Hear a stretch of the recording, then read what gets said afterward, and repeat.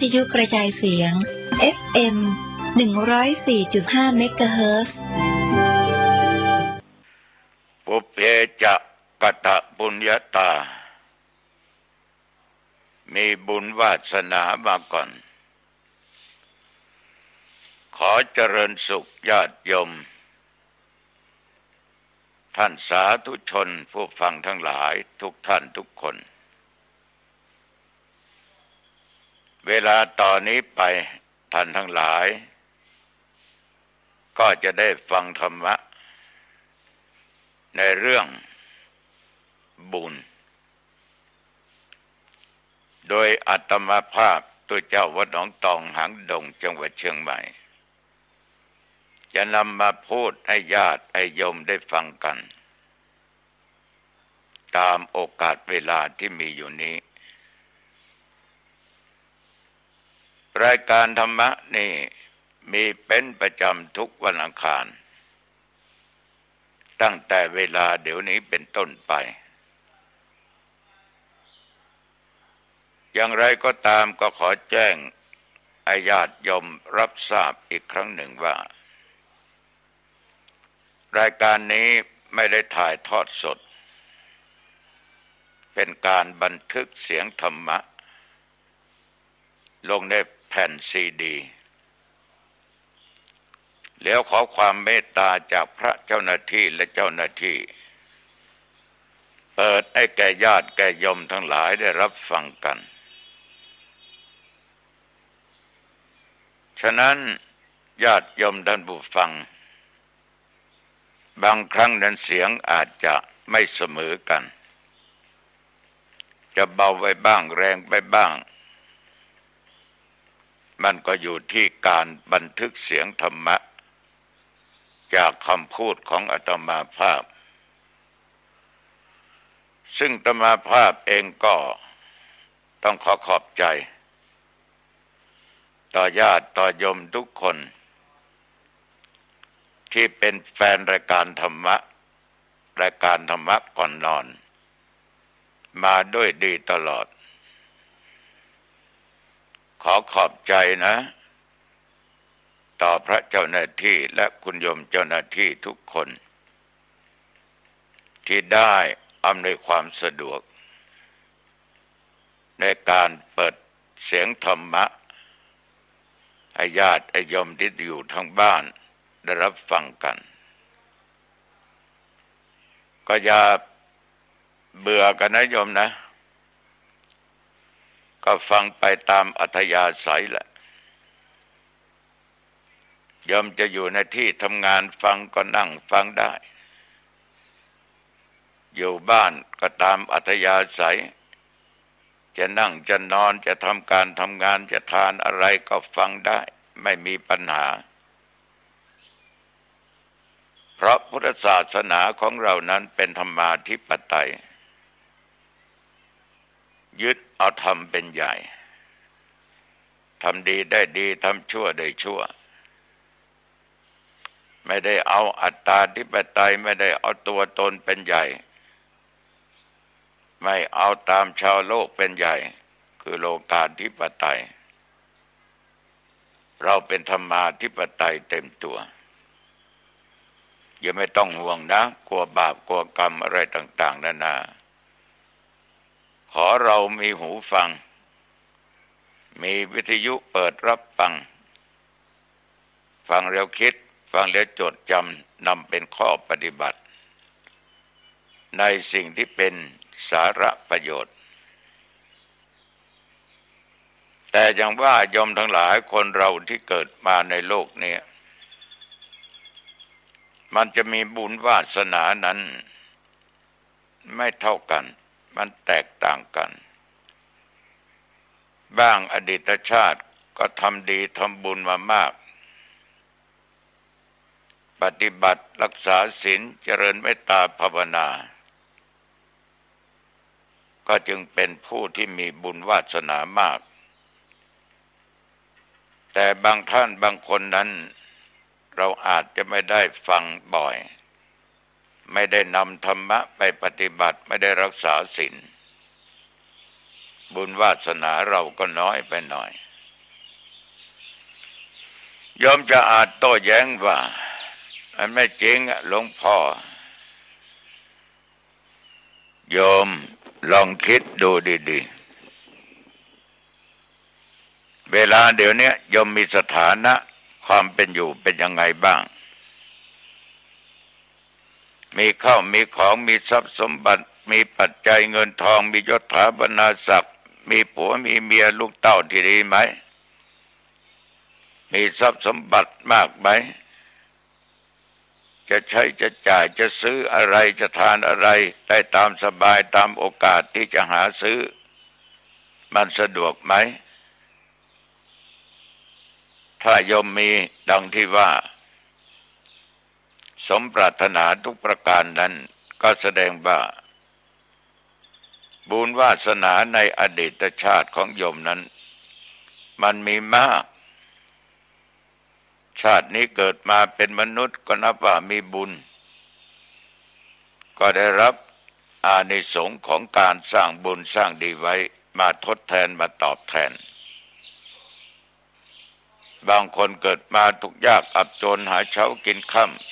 ำทำอะไรไม่ค่อยได้นะขาดทุนตลอดจะไปสมัครงานที่ไหนใครก็ไม่รับเอาที่คนอื่นก็รับแต่ตัวเองเขาไม่รับ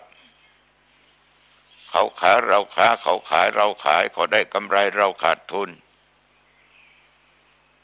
มันเหลือแต่บุญวาสนาของเราที่สร้างมาในอดีตชาติเราสร้างมามันไม่เท่าเขาตัวเจ้าทั้งหลายที่อายุบางคนอายุพรรษาอ่อนกว่าอาตมภาพไปเป็น10 ปี20 ปี30 ปีบ้างก็อายุเท่าเดียวกันบ้างก็อายุมากกว่าท่านบางคนนั้นบางองค์นั้นเรียนจบสูงได้ปริญญาธรรม7 8 9ประโยคได้เป็นเจ้าคุณชั้นนั้นชั้นนี้มีฐานะตำแหน่งสูงกว่าอาตมาภาพก็มีเยอะเพราะท่านเหล่านั้นถ้าได้สร้างบุญไว้ชาตินี้วาสนาจึงส่งให้ท่านเป็นผู้เรียนรู้เป็นบัณฑิตเป็นปราชญ์และได้รับสถาปนาให้เป็นเจ้าคุณชั้นนั้นชั้นนี้ดำรงตำแหน่งนั้นตำแหน่งนี้เพราะบุญของท่านมีมากอาตมาก็แค่เป็นเจ้าคณะอำเภอเดี๋ยวนี้เป็นเจ้าคณะอำเภอชั้นพิเศษญาติโยมทั้งหลายฉะนั้นคนเราเกิดมานั้นมันจะไม่ทัดเทียมกัน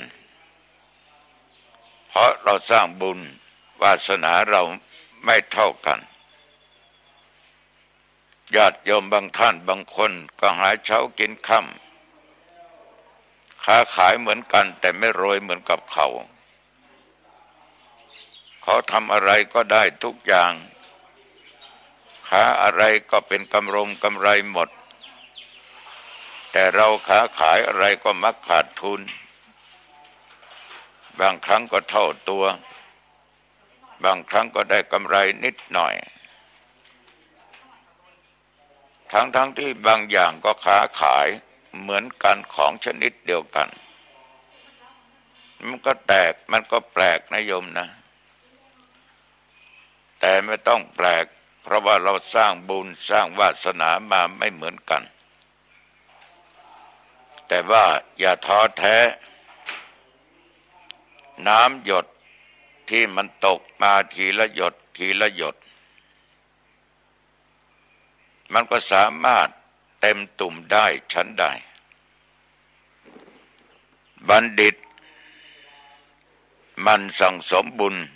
ทีละน้อยทีละน้อยไม่ช้านานก็ย่อมเต็มเปี่ยมได้บุญชั้นนั้นเช่นเดียวกันสาธุชนอย่าท้อแท้มีโอกาสสร้างไปขออย่างเดียวนะให้ละบาป คือความชั่วต่างๆเสียละบาปแล้วมาหาบุญคือสร้างบุญสร้างกุศลบาปคือความชั่วบาปมันนำความทุกข์ให้แก่เราไม่ว่าภพนี้ภพไหนก็ตามคนที่สร้างบาปไว้เยอะนั้นย่อมจะได้รับความทุกข์ความทรมานเยอะคนที่สร้างบุญไว้ก็ย่อมจะได้รับผลบุญคือความสุขบุญคือสิ่งที่เกิดขึ้นเกิดที่ไหนเกิดในจิตในใจแล้วก็ทำให้จิตใจของบุคคลนั้นสะอาดปราศจากความเศร้าหมองความขุ่นมัวก้าวขึ้นสู่ภูมิที่ดีเมื่อตายจากโลกนี้ไปก็จะไปสู่ในทางที่ดีทางสุคติถ้ามัวสร้างบาปก็จะตกต่ำไปสู่ทางอบายภูมิบุญนี่ญาติโยมมันก็เกิดจากที่ใจของเราสงบทำใจของเรานั้นให้เลิกคิดความชั่วแล้วก็เลือกทำเฉพาะสิ่งที่ดีที่ถูกที่ควรที่เป็นประโยชน์ทั้งต่อตัวเองและบุคคลอื่นคนที่จะสร้างบุญนั้นจะต้องมีฐานคือสติและตัวปัญญาถ้ายมขาดสติเมื่อไหร่การกระทำก็ผิดพลาดการพูดก็ไม่ดีการคิดก็ไม่ดีถ้าเรามีสติควบคุมอยู่ในด้านจิตใจการคิดก็จะคิดในทางที่ดีการทำก็จะทำในทางที่ดีการพูดก็จะพูดในทางที่ดีญาติโยมบุญเมื่อมันเกิดขึ้นแล้วมันก็ย่อมส่งผล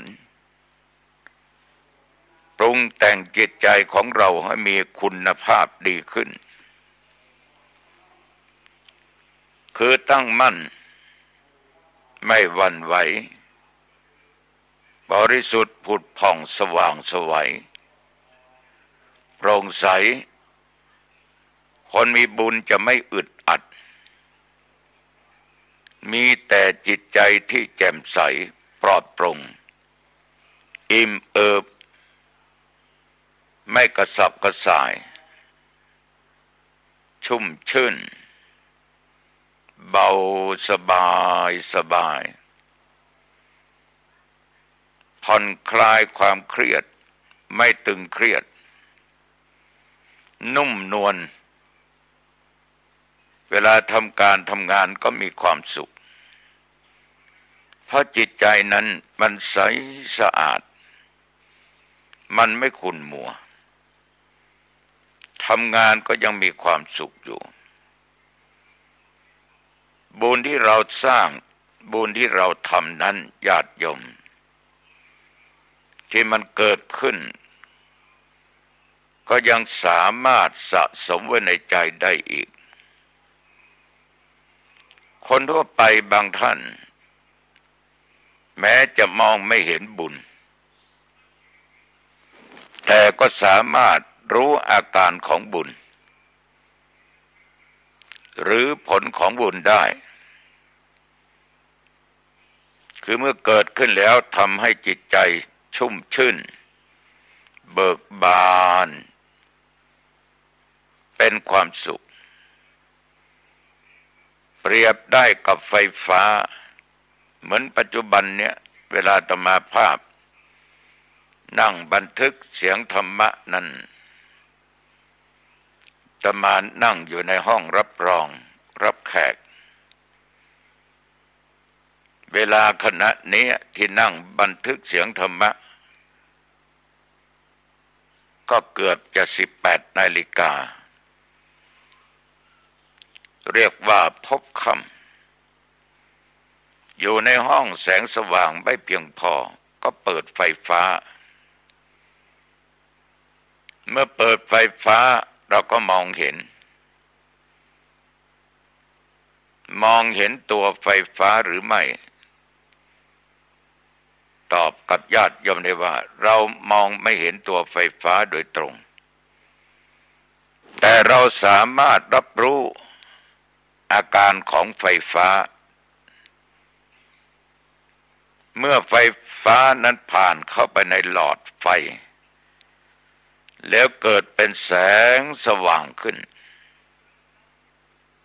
หรือเมื่อมันผ่านเข้าไปในเครื่องปรับอากาศเหมือนปัจจุบันเนี่ยอาตมาภาพเปิดพัดลม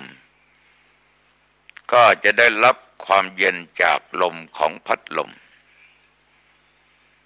โยมเปิดแอร์ก็จะได้รับความเย็นจากการเปิดแอร์เปิดสวิตช์ไฟฟ้าในห้องก็มีแสงสว่างจ้าไปหมดมองอะไรก็เห็นหมดใต้เหนือตกออกที่ไม่มีอะไรมาปิดบังก็รู้ก็เห็นแต่มาเก้าอี้มีในห้องกี่ตัวก็มองเห็นหมดโต๊ะหมู่บูชาไว้ตรงไหนก็มองเห็นพุทธรูปวางตรงไหนก็มองเห็นเพราะแสงสว่างแห่งไฟฟ้าญาติโยมไฟฟ้ามันสามารถเข้ากับเครื่องปรับอากาศบุญเช่นเดียวกันถ้าเราสร้างเราทำมันก็สามารถเกิดขึ้นในจิตในใจของเราได้ทำให้จิตใจสว่างสะอาดสงบไม่มืดมัวไม่มัวหมองพี่น้องญาติโยมท่านผู้ฟังบาปนี่มันมืดนะมืดตึ๊บตือดังเขาว่ามันจะมองอะไรไม่เห็นมองแต่ทำชั่วทางกายวาจาใจอย่างเดียวมันมองคนละมุมมองคนละแบบคนที่ทำบาปนั้น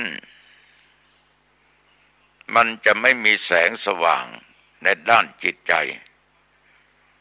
เพราะใจมันบอดใจมันมืดคิดทำกรรมชั่วอยู่ตลอดเวลาฉะนั้นศรัทธาสาธุชนญาติโยมท่านพุทธบริษัททั้งหลายอาตมาบอกเลยว่าจงละบาปและหาบุญ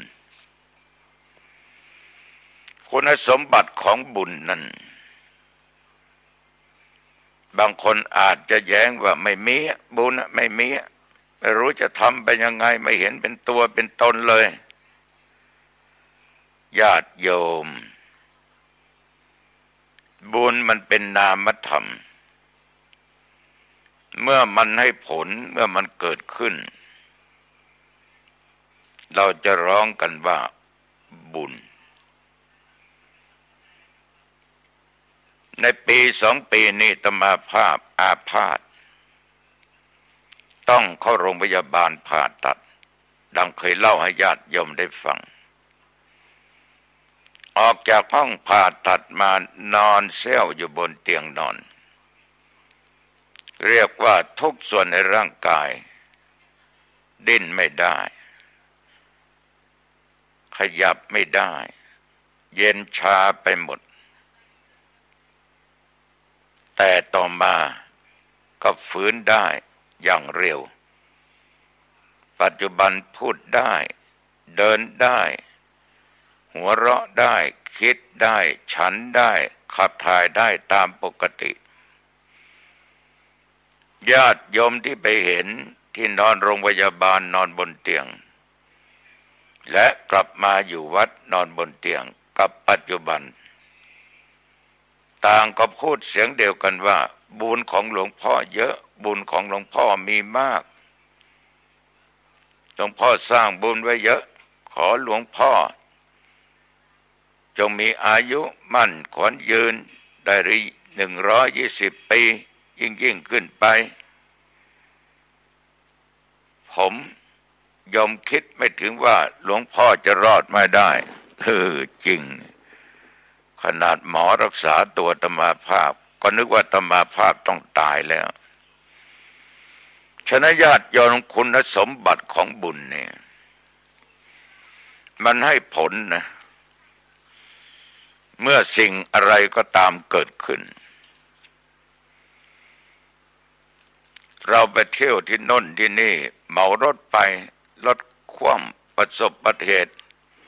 มีคนเจ็บคนตายเพื่อนที่ไปด้วยกันแต่เรารอดคนอื่นรอดมาบ้างคนทางบ้านพูดเป็นเสียงเดียวว่าหน้าบุญที่มึงไม่ตายหน้าบุญที่มึงไม่แข้งหักขาหักโอ้มึงนี่มีบุญมากจริงๆนะญาติโยมมันเป็นเช่นนั้นนอกจากนั้นคนมีบุญนี่ท่านบอกว่าบุญชำระกายชำระวาจาชำระจิตใจให้ใสสะอาดกายสกปรกชำระด้วยการอาบน้ำถูสบู่กายเราสกปรกชำระด้วยศีลธรรมคนที่ทำบุญสุนทานมีศีลมีธรรมรักษาศีลฟังเทศน์ปฏิบัติธรรมอยู่ตลอดผิวพรรณวรรณะนั้นจะเปล่งปลั่งเรียกว่ามีน้ำมีนวลนะโยมเคยเห็นคนบางคนนั้นอายุ70-80 ปี90 ปีโยมจะทักว่าโอ้โหผิวพรรณวรรณะดีนะเนี่ยอายุเท่าไหร่เราบอกว่า80คนบางคนไม่เชื่อนึกว่า60 กว่าเพราะผิวพรรณในร่างกายนะญาติโยมมันเปล่งปลั่งมันใสสะอาดวาจาก็สะอาดจะพูดจะจาอะไรก็สะอาดเป็นวาจาสัตย์เป็นวาจาจริงเพราะบุญมันจะนำไปเป็นสิ่งนั้นเองวาจาศักดิ์สิทธิ์เหมือนหลวงพ่อหลายองค์ด้วยกันพูดอะไรออกไปญาติโยมเชื่อแล้วก็มาทำบุญสุนทานกับท่านนี่ญาติโยมทำให้วาจาสะอาดใจก็ยิ่งสะอาดอยู่ที่ไหนจะนั่งจะนอนจะยืนจะเดินทำการทำงานแสดงออกมาจากสีหน้าใบหน้าอิ่มเอิบมีความสุขมากรวมว่ากายวาจาใจของท่านใสสะอาดนี่คือคุณสมบัติของบุญที่เกิดขึ้นบุญนำความสุขความเจริญก้าวหน้ามาให้แน่นอนญาติโยมผู้มีบุญสร้างบุญก็คือสร้างดีเป็นคนมีศีลไม่ฆ่าใครไม่ลักไม่โลภโกงของใครไม่ประพฤติผิดในกามในผัวในเมียคนอื่นไม่มุสาไม่กล่าวความเท็จไม่ดุไม่ด่าไม่ติฉินนินทาใครไม่ดื่มของมึนเมาสุราเมลัยยาเสพติดทุกชนิดไม่ทำอะไรผิดกฎหมายตั้งอยู่ในธรรมะกลัวบาปกลัวผลของบาปที่จะเกิดขึ้นกับตัวตนเมื่อคนที่มีความกลัวต่อบาปต่อกรรมร้ายกรรมชั่วต่างๆ มาทำแต่สิ่งที่ดีทางกายวาจาใจญาติโยมความสุขความเจริญก้าวหน้าก็บังเกิดขึ้นให้ไม่ต้องทุกข์ไม่ต้องทรมานญาติโยมมีแต่ความสุขความเจริญจะไปอยู่แห่งหนตำบลใดใครก็อยากคบค้าสมาคมอยากจะเข้าหาอยากจะสนทนาอีกประการหนึ่งบุญที่เราสร้างเราทำในญาติโยมติดตามเราไปทุกฝีก้าวแหละนะแม้แต่เราจะไปทิศไหนใต้เหนือตกออกใกล้หรือไกลบุญติดตามไปทุกคนทุกแห่งทั้งชาตินี้และข้ามภพไปชาติหน้าพี่น้องญาติโยมชาติที่ผ่านมาเราเกิดเป็นอะไรเราไม่รู้แต่พระพุทธเจ้าท่านรู้ก่อนที่จะมาเกิดเป็นสิทธัตถะแล้วได้เสด็จออกทรงผนวดแสวงหาโมกขธรรมจนได้ตรัสรู้อริยสัจสี่เป็นพระสัมมาสัมโพธิญาณคือเป็นพุทธเจ้าท่านรู้ถึงอดีตชาติรู้อนาคตที่จะไปญาติโยมทั้งหลายแสดงว่าบุญนั้นมันติดตามไปทุกฝีก้าวในชาตินี้ตายไปเกิดในภพหน้าชาติหน้าก็จะไปในภพที่ดีๆคือสุคติเกิดบนเทวโลกพรหมโลกหรือถึงนิพพานเป็นต้นแล้วก็บุญนี่นะญาติโยมเป็นของเฉพาะตนเฉพาะตนเฉพาะตัวใครทำก็ใครได้โจรลักขโมยไปไม่ได้เราดื่มน้ำเราก็อิ่มท้องเราทานข้าวเราก็อิ่มคนไม่ได้ทานไม่ได้ดื่มเราจะถามว่าน้ำมีรสชาติเป็นยังไงหวานไหมเปรี้ยวไหมหรือจืดจางไหมกินข้าวอิ่มท้องไหมอิ่มหรือยังมันไม่ได้ทานมันไม่ได้ดื่มมันก็ไม่อิ่มฉันได้ญาติโยมเรื่องบุญเรื่องบาปคนใดทำบุญก็ได้บุญทำบาปก็ได้บาป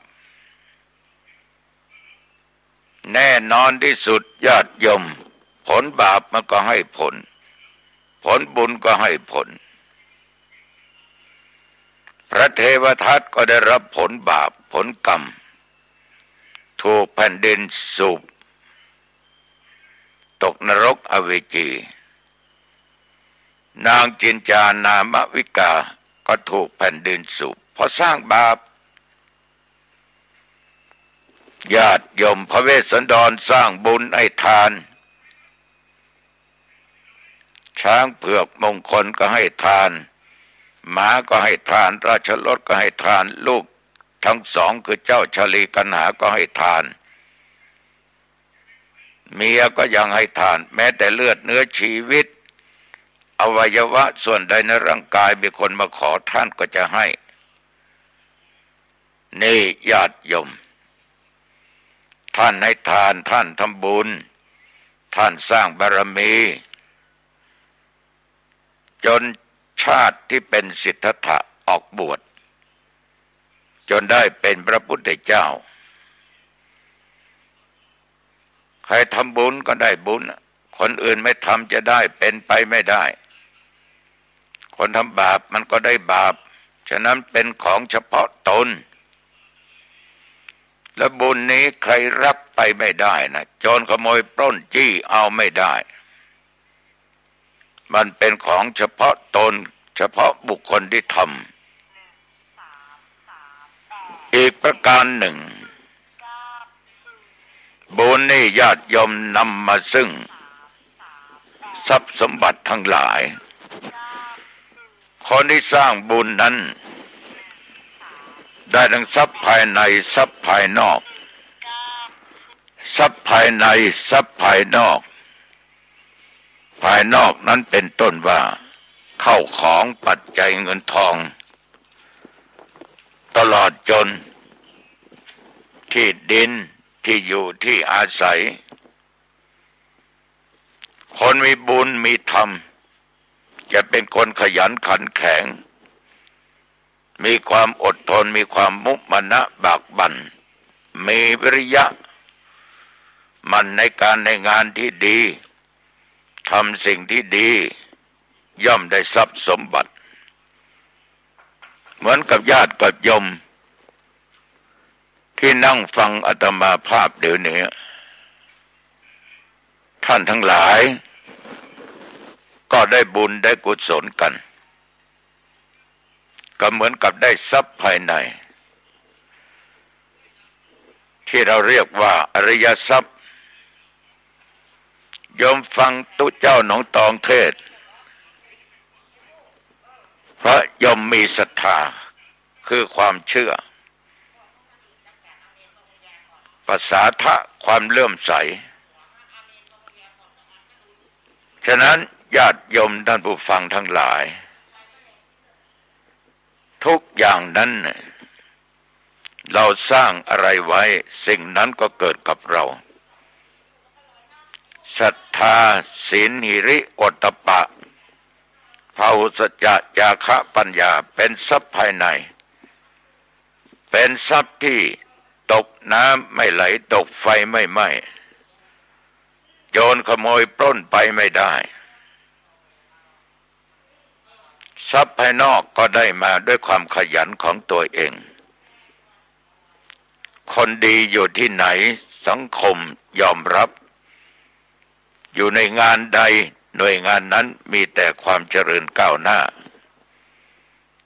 ได้เลื่อนตำแหน่งอยู่ตลอดเวลานั่นก็คือทรัพย์สมบัติอีกประการหนึ่งมนุษย์สมบัติทิพยสมบัตินิพพานสมบัติก็บังเกิด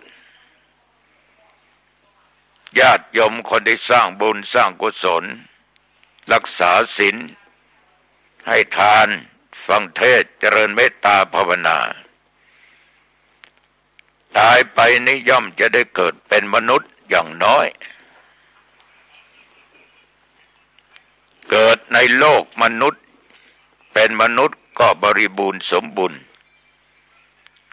อวัยวะทุกส่วนนั้นก็บริบูรณ์ไม่บกพร่อง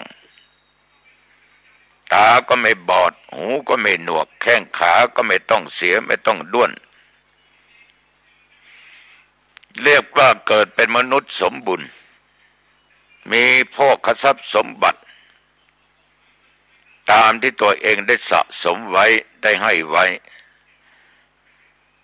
ในหลวงรัชกาลที่9ท่านตรัสว่าเรายิ่งให้เรายิ่งได้เราเสียทรัพย์เสียของแต่เราได้บุญคือความดีตายไปญาติโยมได้ทิพสมบัติได้ทิพสมบัติต้องการสิ่งไหนได้สิ่งนั้นปรารถนาสิ่งใดได้สิ่งนั้นอาหารก็ทิพย์วิมานก็ทิพย์เพราะเราไปเกิดบนสวรรค์นะ เป็นทิพยสมบัติทั้งนั้นถ้าปฏิบัติธรรมะอยู่ไม่ขาดจนใจหรือจิตหลุดพ้นจากกิเลสทั้งหลายจากความโลภความโกรธความหลงจากกิเลสทุกสิ่งทุกอย่างใสสะอาดหมดจดก็นิพพานไปได้เรียกว่าเราจะได้นิพพานสมบัติแต่นิพพานนี้ญาติโยมเป็นคฤหัสถ์ก็ถึงนิพพานได้เป็นนักบวชก็ถึงนิพพานได้ถ้าเรามีศีลมีธรรมมีพระพุทธเจ้านั่งอยู่ในจิตในใจ ปฏิบัติตามหลักศีลหลักธรรมไม่สร้างบาปไม่สร้างกรรมชั่วในทางกายวาจาใจสร้างแต่สิ่งที่ดีๆทางกายวาจาใจมนุษย์สมบัติก็จะได้ทิพยสมบัติก็จะได้นิพพานสมบัติก็จะได้ก็จะเกิดขึ้นแก่เราได้บุญยังเป็นเกราะป้องกันภายในวัฏสงสารญาติโยมคนมีบุญไม่ใช่ไม่ตายนะตายเพราะความแก่ความเจ็บความตายนั้นเราไม่ต้องเรียกหามันไม่ต้องซื้อมันได้มาเปล่ามันหยิบยื่นให้เราหมดเราปฏิเสธก็ไม่ได้แต่ว่าผู้มีบุญนี่ย่อมจะเป็นเกราะป้องกันภัยคนดีไปที่ไหนย่อมจะปลอดภัยเพราะทุกคนรักทุกคนเมตตาญาติโยมทั้งหลายมนุษย์ก็รักผีสางก็รักเทวดาก็รักผู้ใหญ่ก็รักผู้น้อยก็รักคนที่มีบุญสร้างแต่สิ่งที่ดีที่งามแล้วบุญเป็นปัจจัยให้บรรลุมรรคผลนิพพานได้ถ้าไม่มีบุญมันจะบรรลุมรรคผลนิพพานยากให้ทานรักษาศีลเจริญสมาธิภาวนาหรือปฏิบัติตามวิปัสสนากรรมฐานให้ความสุขทั้งภพนี้และดับไปถึงนิพพานได้นี่เป็นคุณสมบัติของบุญต่างๆที่เราสร้างบุญในญาติโยมยังแบ่งออกเป็นหลายประการด้วยกันบุญในการก่อนหรือปางก่อนก็ยังได้แบ่งออกบุญช่วงใกล้คือคุณงามความดีที่เราทำจากภพก่อนชาติก่อนมาจนถึงวันนี้หรือคลอดออกจากครรภ์มารดามาเราได้มาเกิดเป็นมนุษย์เพราะเรามีศีลเรามีบุญเราจึงได้ปฏิสนธิในครรภ์ของมารดาเกิดออกจากครรภ์มารดามานับว่าเป็นบุญแล้วบุญช่วงใกล้คือความดีที่เราทำในภพชาติปัจจุบัน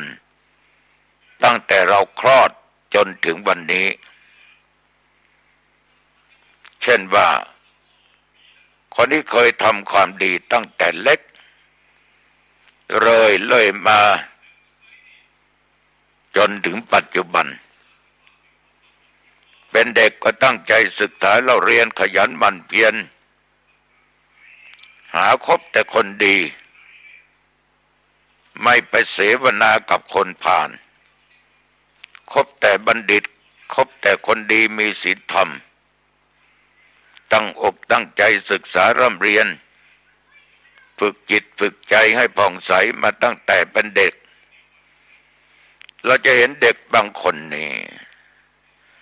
เวลาพ่อแม่ปู่ย่าตายายไปทำบุญที่วัดไม่ได้ไปโรงเรียนก็จะไปทำบุญตักบาตรใส่ขันดอกไหว้พระสวดมนต์นั่งฟังเทศน์เด็กที่มีบุญเนี่ยญาติโยมมันจะดูออกนะมันจะไม่ไปสุงสิงกับเด็กที่ชอบเกเรทำความชั่วทางกายทางวาจาและทางความคิดเขาจะฝึกในด้านความคิด ในด้านคำพูดในด้านการทำงานจะมีจุดดีจุดเด่นกว่าบุคคลอื่นในวัยเดียวกันเมื่อเติบใหญ่ขึ้นมาเป็นผู้ใหญ่ย่อมมีความเจริญก้าวหน้าในหน้าที่การงานมากกว่าคนอื่นส่วนว่าช่วงไกลนั้นคือการสั่งสมความดีมาแต่พบก่อนชาติก่อนจะส่งผลให้เห็นในปัจจุบันพี่น้องญาติโยมเราจะรู้ได้บางคนเกิดมาในฐานะพ่อแม่มั่นคงมั่งคั่งบางคนเกิดมาในเชื้อชาติตระกูลที่สูงส่งนะเหมือนกับผลไม้ถ้าเราคัดพันธุ์ดีๆรสชาติของมันก็ย่อมดีเมล็ดก็มีคุณค่าเขาก็ไปปลูกไปทำพันธุ์ต้นของมันก็ย่อมให้ผลมีรสอร่อยทันทีด้วยไม่ต้องทนุบำรุงมากไม่ต้องใส่ปุ๋ยไม่ต้องอะไรให้มากโยมสังเกตดูไม่ว่าลองกองเงาะองุ่นมังคุดละมุดพุทราทุเรียนมะม่วงส้มโออะไรก็ตามมันยังมีส้มโอเปรี้ยวส้มโอหวานส้มโอรสชาติปานกลางไม่เปรี้ยวไม่หวานจนเกินไปคนจะเสาะหาพันธุ์มาปลูกคนเราก็เช่นกันถ้าในอดีตชาติสะสมความดีมากมายเกิดมาชาตินี้ก็เป็นคนใจใสใจสะอาดบริสุทธิ์มาตั้งแต่เด็กมีสติมีปัญญาดีมาแต่กำเนิดรูปร่างก็สง่างามร่างกายก็แข็งแรงสมบูรณ์มีโอกาสสร้างความดีได้มากกว่าคนทั้งหลายถ้าไม่ประมาทนะโดยไม่ขาดสตินะมันสะสมความดีในปัจจุบันเพิ่มขึ้นอีกก็จะเจริญก้าวหน้าในหน้าที่การงานอย่างรวดเร็วโยมลองดูเด็กที่เรียนหนังสือ IQ EQ แตกต่างกันเด็กบางคนนั้นการเรียนรู้สึกว่าไม่ค่อยดีความคิดความอ่านช้าแต่บางคนนะความคิดความอ่านรวดเร็วมากครูสอนอะไรมาจดจำได้หมดมันเป็นบุญของเขาแต่ถ้าประมาทไม่เอาใจใส่ในการทำความดีในปัจจุบันถึงจะดีถึงจะเด่นเรียนเก่งทำงานตำแหน่งหน้าที่สูงก็ตามก็เหมือนต้นไม้ยอดด้วนยากที่จะเจริญเติบโตต่อไปได้เพราะจิตใจมันตกลงไปสู่ทางต่ำเพราะฉะนั้นญาติโยมท่านผู้ฟังทั้งหลายเราทั้งหลายทั้งหญิงทั้งชายทุกเพศทุกวัยนี้ขอสั่งสมบุญนะโยมนะโดยรีบทำความดีเสียตั้งแต่วันนี้เวลานี้วันเวลาจะให้ผ่านไปโดยเปล่าประโยชน์เพราะสิ่งที่เราได้มาเปล่าๆคือความแก่ความเจ็บและความตายรีบทำดีเสียแต่ปัจจุบันจะได้ส่งผลให้มีสติปัญญาดีมีความเฉลียวฉลาดดีมีความเจริญก้าวหน้า ในชีวิตต่อไปในอนาคตดังเช่นองค์สมเด็จพระสัมมาสัมพุทธเจ้าซึ่งพระองค์ท่านนั้นได้ทรงทำความดีสร้างสมบารมีมามากนับภพนับชาติไม่ถ้วนเหมือนตัวเจ้าวัดหนองตองเคยเอาธรรมทัศชาติคือพระเจ้า10 ชาติเทศน์ให้โยมฟัง11กับชาติสิทธัตถะตั้งแต่เตมิยะมาจนถึงชาติพระเวสสันดรและสิทธัตถะเราจะเห็นได้ว่าพระองค์นั้นทรงบำเพ็ญทานบารมีศีลบารมีเนคขมะบารมีจนถึงอุเบกขาบารมีในที่สุดเมื่อชาติเป็นสิทธัตถะก็ได้ออกบวชบำเพ็ญเพียรเจริญสมาธิภาวนาอย่างเต็มที่พระองค์จึงสามารถตรัสรู้ธรรมที่เป็นพระสัมมาสัมพุทธเจ้าได้เมื่อพระชนมีอายุได้35 พรรษาเรื่องเหล่านี้เราพูดให้กันฟังบ่อยครั้งบุญญาติโยมทั้งหลายมันเกิดขึ้นหลายระดับจิตใจเป็นบุญที่เกิดผลทันทีคืออย่างนี้ทำความดีปุ๊บก็เกิดปั๊บไม่ต้องรอชาติหน้าต่อไปเกิดขึ้นเองในใจของเราทำให้เรานั้นมีความสุขภาพทางใจดีขึ้นคือมีใจเยือกเย็นตั้งมั่นไม่หวั่นไหวต่อคำยกยอป่อปั้นหรือคำที่ถูกตำหนิติเตียนมีใจปลอดโปร่งเบาสบายเป็นสุขสมรรถภาพของใจดีขึ้นคือเป็นใจที่ใสสะอาดผ่องใสใช้คิดเรื่องราวต่างๆได้อย่างรวดเร็วว่องไวลึกซึ้งกว้างไกลรอบครอบเป็นระเบียบและตัดสินใจได้อย่างฉับพลันไม่พลาดถูกต้องไม่ลังเลนี่คือระดับในด้านจิตใจ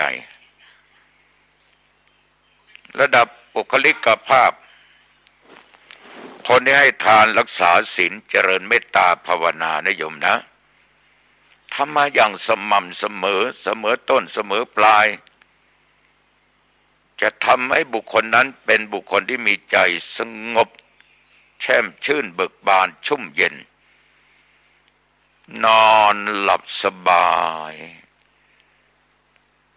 เพราะอะไรเพราะไม่มีความกังวลหม่นหมองหน้าตาผิวพรรณจึงผ่องใส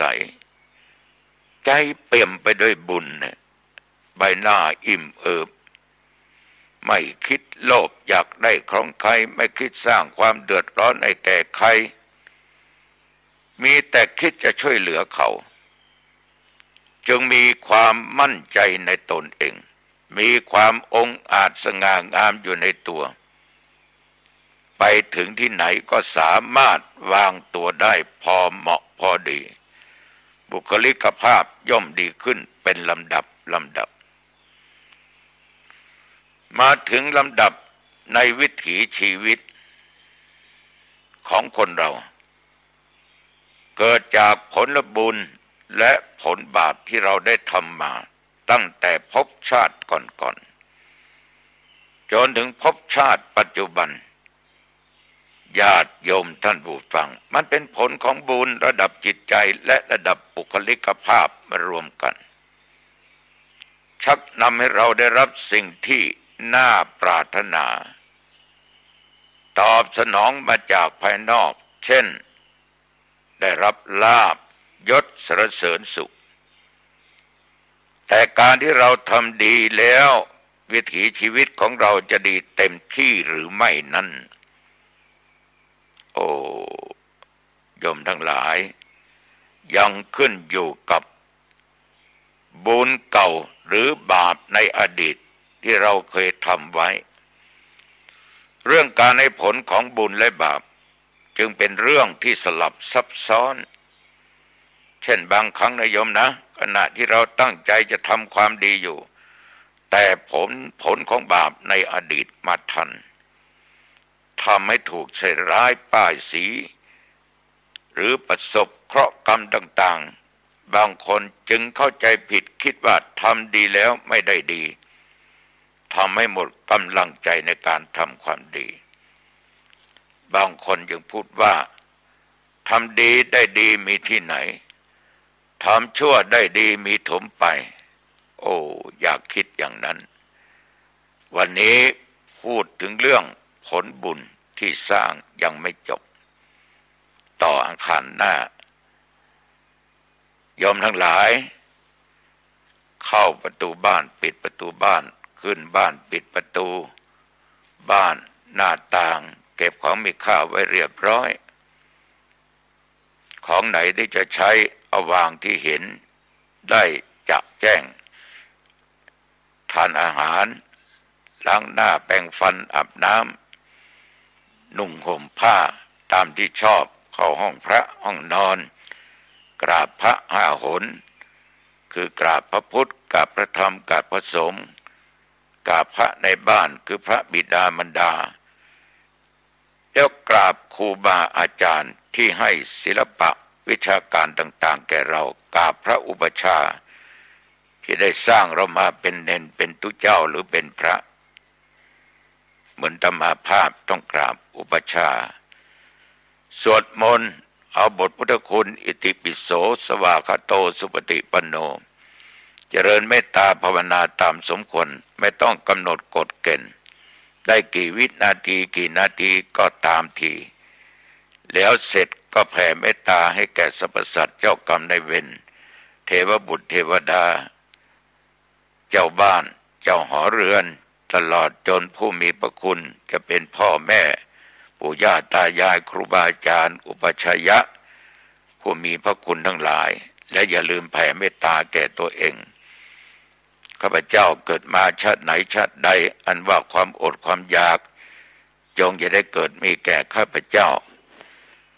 ความทุกข์ความยากความลำบากจงอย่าได้เกิดมีแก่ข้าพเจ้าไม่ว่าชาติไหนพบใดเกิดมาชาติใดก็ได้พบชาติของพระศรีริยเมตไตรหลับสบายตื่นมาก็สบายอายุวันโนสุขังพลังพบกันใหม่อังคารหน้าเจริญพร